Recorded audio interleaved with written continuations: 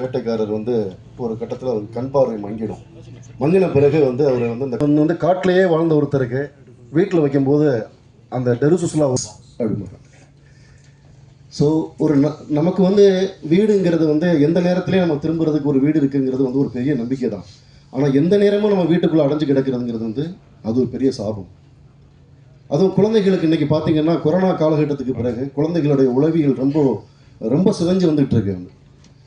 குழந்தைகளை குறித்த அக்கறை நம்ம சம்பாதிக்கிறோம், ஓடுறோம். ஆனால் எதுக்காக ஓடுறோம்னு பார்த்தா ஒன்றுமே இல்லை. அது ஒரு பெரிய வெறுமையில் தான் நிற்கிது. நம்ம குழந்தைகளை நம்ம குழந்தைகளுக்கான உலகத்தோடு வச்சுருக்கிறோமான்னு கேட்டால் அது இல்லைங்கிறதா உண்மை. ஆனால் அப்படியான குற்ற உணர்வு எல்லாருக்குமே இருக்குது. ஆனால் வாழ்க்கை நம்மளை எதையோ ஒன்று நோக்கி துரத்துக்கிட்டே இருக்குது.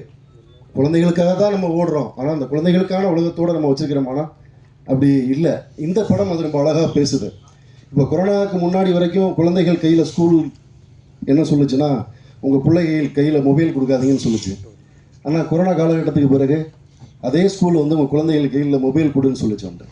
ஸோ இன்றைக்கி குழந்தைகளுடைய மன விசாலம், அதாவது அறிவும் சரி, அந்த மொபைலுடைய டிஸ்பிளே அளவு தான் இருக்குது. ஸோ நம்மளுடைய குழந்தைகள் வெளியே கொண்டு போகிறதில்ல. என்னென்னா ஒரு குழந்தை, ஆனால் நம்ம இங்கே இருக்கக்கூடிய ஒரு 6 கிலோமீட்டரில் இருக்கக்கூடிய ஒரு கடற்கரைக்கு நம்ம குழந்தையை கூட்டு போய் காட்டுறோமானா நம்ம நிச்சயமாக அது ரொம்ப அரிதாகிட்டு இருக்கக்கூடிய ஒரு காலத்தில் குழந்தைகளை எப்படி வச்சுக்கணும். இந்த படம் பார்த்த எல்லாருக்குமே இந்த படம் முடியும் போது தோணும், நிச்சயமாக இது நம்ம குழந்தையை கொண்டு போகணும்னு தோணும். அதே நேரத்தில் இது ஒரு நல்ல ஒரு பயணம் மூவி. நண்பர் ராம் சொல்லும்போது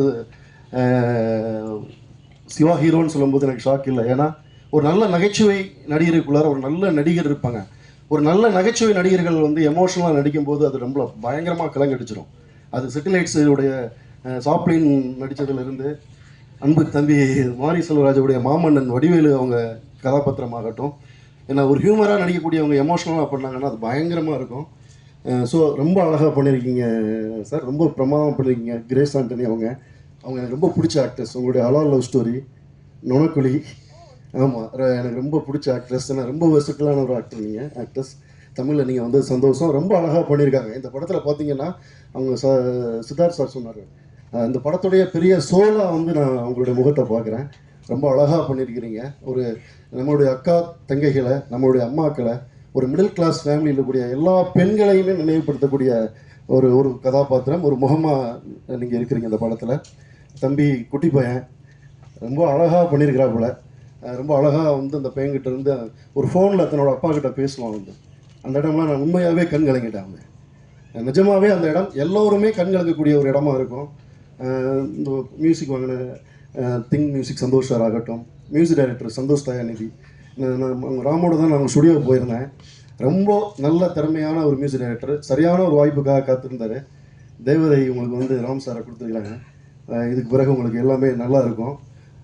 இந்த படம் எல்லாருமே பார்க்க வேண்டிய படம். நாங்கள் இந்த படத்தை பற்றி பேச ஆரம்பித்து விஜய் டிவியோட அட்ரஸ் மாதிரி 3 கொரோனா, 2 லாக்டவுன், மாரி செல்வராஜோட 3 படம் எல்லாமே ரிலீஸ் ஆகி முடிஞ்சது. ஆனால் அந்த நட்பு சத்தியமாக என்னால் மறக்க முடியாத ஒரு நட்பு. Ram is one of the most sensitive, most sensible overgrown baby. அதாவது அவரோட வில்லன்கள் கூடயே இருக்கிற அசிஸ்டன்ஸ் தான் அவரை குழந்த மாதிரி தாங்கி பார்த்துப்பாங்க எப்போவுமே. அப்படி ஒரு டீம். அந்த டீமுக்கு நான் இன்ட்ரடியூஸ் ஆனது இட்ஸ் அ போன்.